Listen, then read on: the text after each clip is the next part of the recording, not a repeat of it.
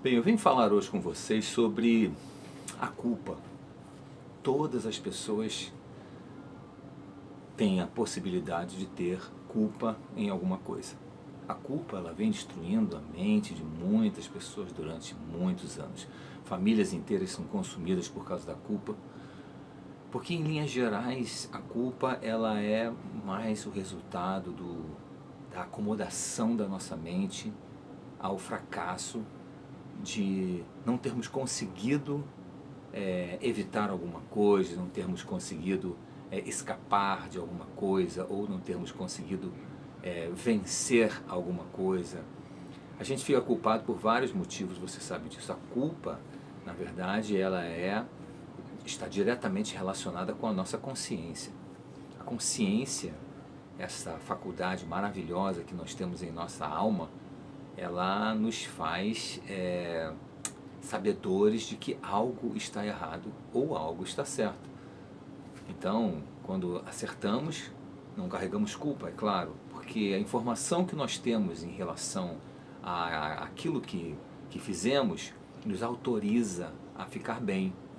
A consciência não nos acusa. A consciência, na verdade, ela só funciona baseada nas informações que ela tem, informações sociais, informações intelectuais, informações acadêmicas, informações culturais, que então nos fazem refletir a vida de acordo com esses parâmetros. Então, há povos e culturas aborígenes em que são feitos cerimônias de canibalismo.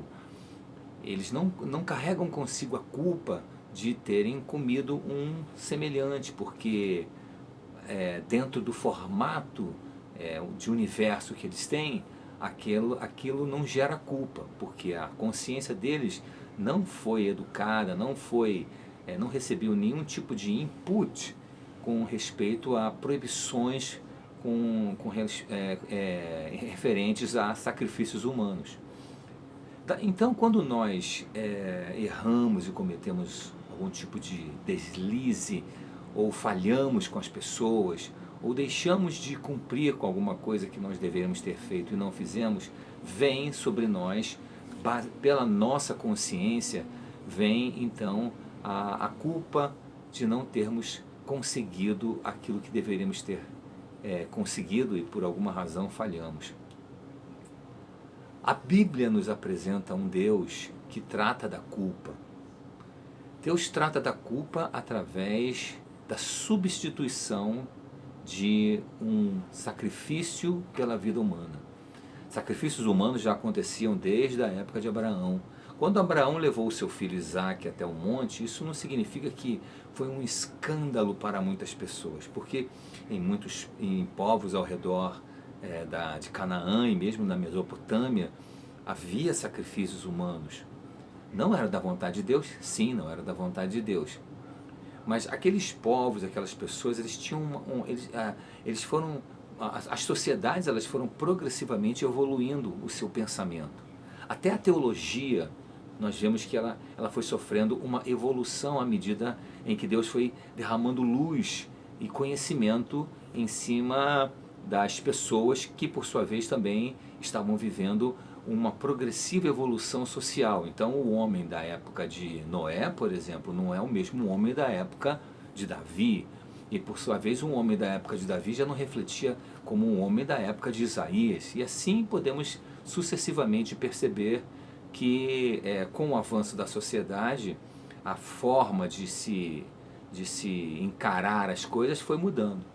E como eu estava falando na época de Abraão, quando Deus mandou com que ele oferecesse o seu filho Isaque em sacrifício, ele ia obedecer a Deus. Mas então o Senhor reverteu aquela situação. Ele ia fazer aquilo que Deus lhe mandou fazer e ia descer daquele monte sem culpa, porque as informações que ele tinha por aquela ocasião eram essas informações. Mas então a ideia, a noção que Deus estava trazendo para o seu povo, os descendentes de Israel, era que ele ia constituir um sacrifício que substituísse a culpa e o pecado do ser humano. Isso foi bem desenvolvido já na época mosaica, quando então ele, através de Moisés, legislou como seriam feitos os sacrifícios. E você percebe sempre que os sacrifícios eles servem para remover a culpa do homem e transferi-la para o sacrifício. E aí então esse sacrifício seria imolado, queimado, para que aquela culpa fosse retirada, removida pelo menos da vista de Deus. Que o pior problema da culpa não é mais a vista de Deus, porque quando Deus perdoa, mesmo na legislação mosaica, e depois com o sacrifício perfeito de nosso Senhor Jesus Cristo, até porque a Bíblia diz que se confessarmos os nossos pecados, Ele é fiel e justo para nos perdoar os pecados e nos purificar de toda a injustiça. Então, a Bíblia apresenta um Deus que perdoa os pecados, e esses pecados não são mais lembrados por Deus. Eles não são mais lembrados. Todos os pecados que não foram confessados, todos os pecados ou falhas ou erros que geraram culpa, mas que não foram tratados, estes com certeza continuam diante de Deus. Numa certa ocasião, a gente vê lá no livro do Apocalipse, quando havia almas debaixo do altar, pessoas que tinham vindo da grande tribulação e que tinham sido mortas, perseguidas pelos exércitos e pelo governo da besta, como diz lá no Apocalipse, que nós associamos ao anticristo, há quem acredite que não era uma pessoa física, mas era mais um reino, um poder, não importa, alguém os perseguiu. Então eles lá do céu falavam: até quando, Senhor soberano, não vingas o nosso sangue daqueles que habitam sobre a terra? E ali então nós percebemos que o Senhor lhes deu conforto e que exerceria justiça sobre aqueles homens, porque eles estavam sujos diante de Deus. E ao mesmo tempo culpados perante o Senhor. Mas uma vez que há perdão da parte de Deus, a culpa desaparece diante de Deus, não diante das pessoas. E muitas vezes o próprio culpado continua se sentindo culpado e vai carregando um peso inexistente. É um peso que se torna apenas um peso emocional, ele não é mais um peso teológico, ele não é mais um peso perante Deus, mas ele carrega um peso emocional por imaginar que ele tem culpa. Claro, a pessoa vai sempre no passado. Se tivesse feito de outra maneira, talvez aquilo não acontecesse. Eu vivi isso, talvez você esteja vivendo ou já viveu também. Mas o fato é que essa culpa que você carrega, esse saco que você pensa que está nas suas costas, ele não existe mais diante de Deus. Agora existe diante de você. E existe muitas vezes diante das outras pessoas que não te poupam em acusar e te fazer lembrar daquilo que aconteceu. Como nós podemos nos livrar disto? Talvez essa seja a pergunta mais importante aqui deste vídeo. Você só pode se livrar disto se você aceitar o perdão de Deus. Se você conseguir aceitar que Deus te perdoou e que Ele retirou essa culpa de você, e que você não pode mais voltar e modificar o passado, mas que você pode agora, a partir desse momento, reconstruir o seu presente, então aquela culpa começará a desaparecer de dentro de você. Deus não quer você assim. O Senhor não quer você assim. Existem exemplos na Bíblia de pessoas que se sentiram culpadas. Por exemplo, Pedro, depois que ele negou a Cristo por 3 vezes, ele ficou desesperado e decidiu abandonar tudo. Depois de ter andado 3 anos com o Senhor, ele decidiu abandonar tudo. Eu vou voltar para pescar, não adianta mais nada. E o Senhor foi e resgatou-o. E com isto a sua culpa diminuiu. Dizem os estudiosos e aqueles escritores do 2º século, que eram os pais apostólicos, que Pedro morreu crucificado de cabeça para baixo porque ele não admitia morrer da mesma forma que o seu Senhor morreu. Nas epístolas de Paulo, nós percebemos muitas vezes Paulo lamentando, se sentindo entristecido, não culpado, pelo fato dele ter perseguido os cristãos. Entristecimento por alguma coisa errada que você fez é algo que não vai, digamos assim, acrescentar ou não.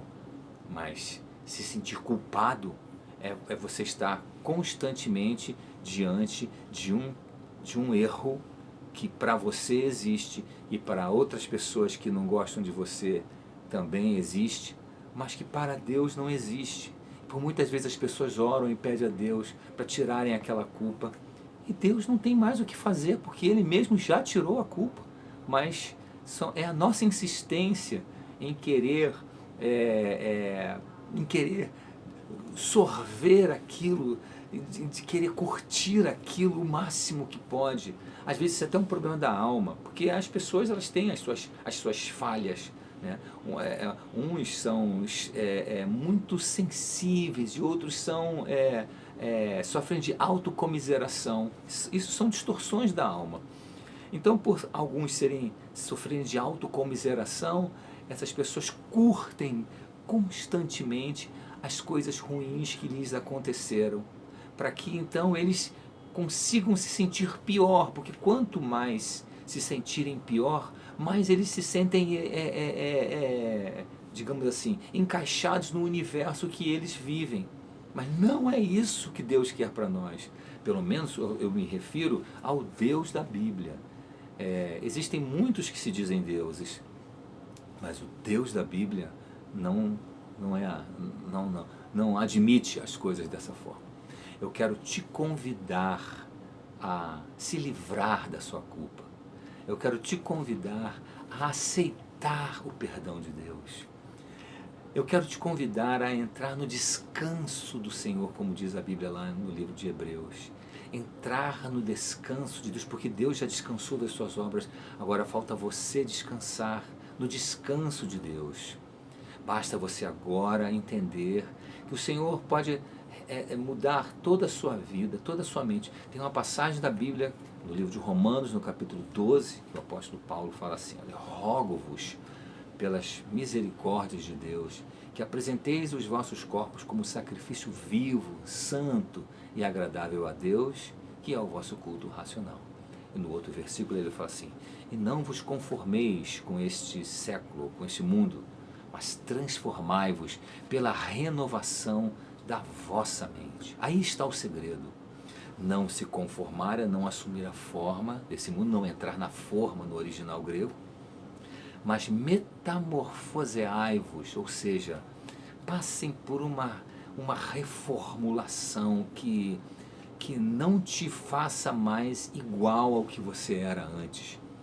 A palavra metamorfose, inclusive, foi utilizada pelos cientistas para mostrar, por muitas vezes, fenômenos de transformação de insetos em outros diferentes do original. Exemplo clássico da borboleta e da lagarta e da borboleta, que são o mesmo organismo, mas em fases diferentes, com reações químicas diferentes, com fisiologia diferente, com aparência diferente, e agora com vidas diferentes.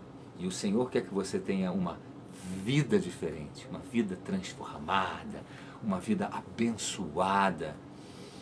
É óbvio que nós não estamos aqui querendo dizer que as pessoas devam fazer qualquer coisa e chega ali diante de Deus e pede perdão e ponto final. Não é isso que eu quis dizer.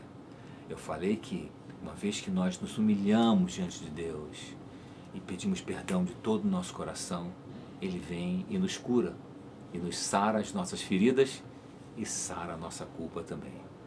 Pensa nisso, meu querido. E que Deus te abençoe ricamente, e até o nosso próximo vídeo.